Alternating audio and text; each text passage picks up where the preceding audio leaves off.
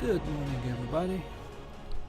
Now, tomorrow we get a new season of Alliance Conquest, and I thought we'd have a quick look at the changes that the devs have implemented, as well as just do a quick reminder of the actions that players usually take in this mode, since it's been a long time since the previous season.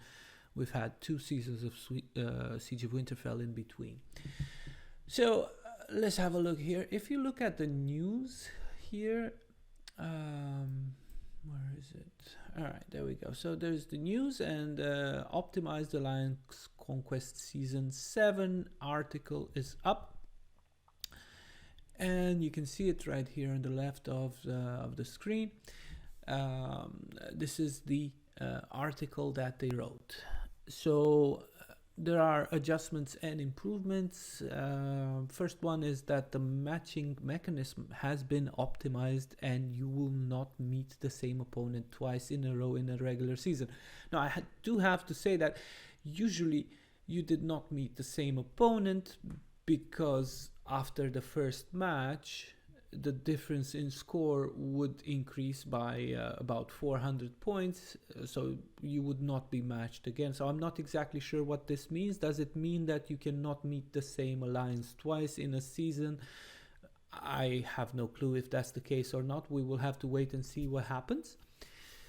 Moving on to the second one, the beginning of each season's alliances will receive regular season initial points based on their final ranking instead of their battle rating from the previous season. So the higher the ranking points from the previous season, the higher the initial season points from the current season. Now, where would you see that? Let's see, I think the interface is now available. Yeah, so you can look at the season rewards, and well, obviously there's nothing in here, but let's see, what about match history? I'm pretty sure it was somewhere. Well, yesterday I saw it before the season started. When I clicked match history, it would show me how we did last season. I guess you can't really see that anymore. So given your ranking from the previous season, which I believe in our case was 70 something, then you would start with points according with that. I guess that's a good thing, because you start in the position that you finished. Therefore, your opponents should be more or less in the same range as you. However, of course, it's been such a long time, so alliances can change a lot in such a time span. For example, I believe that at that point in time, we were about 25 billion. Now we are 38. So a lot of things have changed, a lot of invasions have happened and such. So this could work. And of course, the rankings will equalize anyway as soon as a couple of matches have passed. So I don't want to put too much emphasis on this one. Now, the third and apparently the most important change is in regards to defending a building that you own. So in the wording they have put here, it's when defending a building from attacks, the maximum amount of troops allowed to participate per battle is 1 million, plus the occupant's highest rally size when occupying a building, instead of the default 3 million. This will be explained further in the FAQ below. And I'm going to go to that because this is pretty important. So here's the question: does the army size of the occupant increase the maximum amount of troops allowed to participate per battle when defending a building? And the answer is no, it only depends on the rally size of the occupant. Check example below. Suppose you have highest rally size of 3 million and send out 1.5 million troops to occupy a building. When defending a building, the default rally size of your troops is 4 million. The equation is 1 million plus 3 million equals 4 million, not 1 million plus 3 million plus 1.5 million equals 5.5 million. Now, to be honest, I don't really understand this last part. The rally size is your, it includes your army size, doesn't it? I mean, that's why your rally size is 2.4 million plus your army size. And if you got 50%, it increases. If you got 75% army size, it also increases. It increases the numbers of troops that you can send, and literally increases your army, your rally size as well.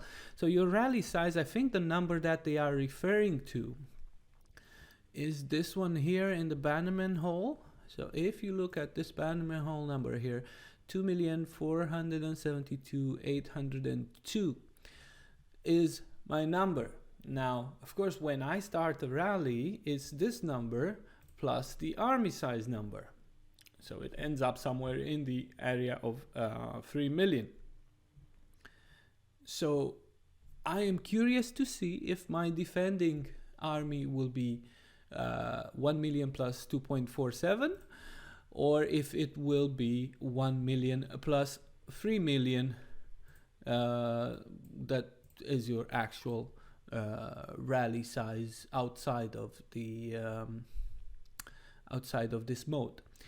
Now, let's see, there's one more question here. Does the occupant army size affect the NPC? Oh, this is unrelated. Okay. So, to the best of my understanding, from the wording that they have put in here, is that if your army, if your rally size that is here, this will be taken into consideration plus 1 million. So in my case, it would be 3.47 million defending. Now, I guess we'll wait and see, and this and tomorrow it will be revealed. All right, last step they have here, number 4 actually, Lannister Targandrine Reinforcement Regiment, considered as the NPC, gets 80% of the occupant's attributes instead of 60%.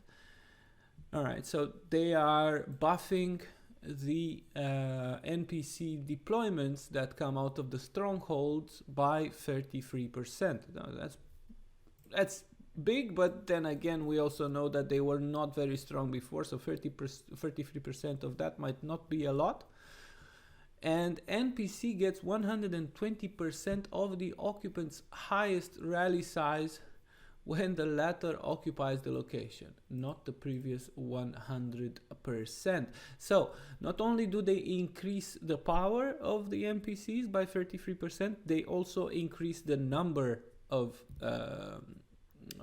troops that they can send to 120% of the defending army size. So if you're going to defend with 3.5 million, they're going to come at you with 120% of that. That comes to 4.2 million troops at 80% of your stats, from what I understand. So those battles will probably become a little more complicated than they were before. Remains to be seen what kind of effect that will have on the game itself.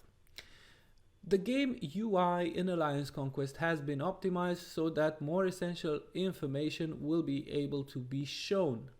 Now, this doesn't tell me much.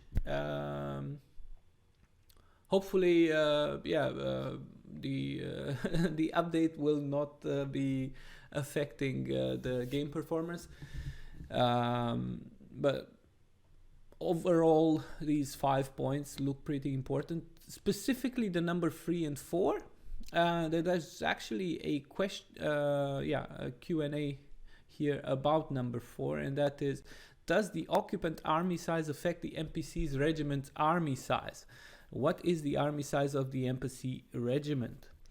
So again, no, it only depends on the rally size of the occupant. Check out the example below. Suppose the occupant has a rally size of 3 million and he sent out only 1.5 million troops when he occupied the building. The NPC regiment has an army of 3.6 million. So it doesn't matter how many troops you actually have inside the building, they will send the 120% of your rally size at you. Alright, does the Great City rally size buff apply in Alliance Conquest? And the answer is no. So that means that the extra rally size that some high spenders have for the Great City research will not apply in the game. Trying to keep it a little on the equilibrium side, and we'll see how that works. All right, well, that's about it for now for the announcement. Now, I just want to remind you a couple of things, and those would be the fact that you are supposed to enter in fully battle mode into AC. You can bring a total of 3 million troops with you. There is no sign that number has changed, so you will need to bring 3 million troops inside. Bows are not useful in this mode, or at least they were not. So as opposed to Siege of Winterfell, do not bring bows within the event. Do not use T1s or T2s, only T3 and T4 troops. And make sure, of course, that you've set up your talents, you've set up your equipment, your badges, your lord, your castle exterior, your marching skin, and do not forget that in this mode army size buff does matter, so you should be using this to buff up your solo and rally sizes when sending out. Yeah, that's basically it for the preparation. Yeah, you know, the Hall of Faces bonus, you know, the Lord in Dungeons. So if you are able to get this before going in, that's very useful, as well as getting the Lord Commander title if that is shared in your kingdom. So these are the steps that you take to get ready. Now, once you are within the event, there are multiple tasks that can be assigned to you. You can be a rally leader, you can be a reinforcer, you can be a scout, you can be a secondary rally leader that goes at buildings just to soften them up before the final blow that will change the ownership. So there are a lot of things that you can do in this mode, and your alliance leaders will decide and assign you such positions. Now, once you are inside, you must understand some terms that are generally used, and those are the names of the buildings, first of all. So yeah, CR will be Casterly Rock, and it's the main building that gives the most points, 300 per minute. Ports, there are 2 of them, 1 for each side, so you will know which side you need to go when somebody says their port or our port or Lannister port or Targaryen port. There are the Mother and the Warrior. The Mother, the building that gives healing speed, and the Warrior that gives attack bonus. There are also outposts and strongholds. Now, holding the strongholds creates NPC deployments to be sent at random buildings held by the enemy, and as you saw now, that actually has been buffed, so that may increase the importance of the strongholds in AC. We'll see whether that actually that changes the mechanics, but yeah, those are pretty much the basics of this mode. So I wish you all good luck. Hope you have fun with this season of Alliance Conquest, and I guess I'll see you on the battlefield. Nurgle signing out.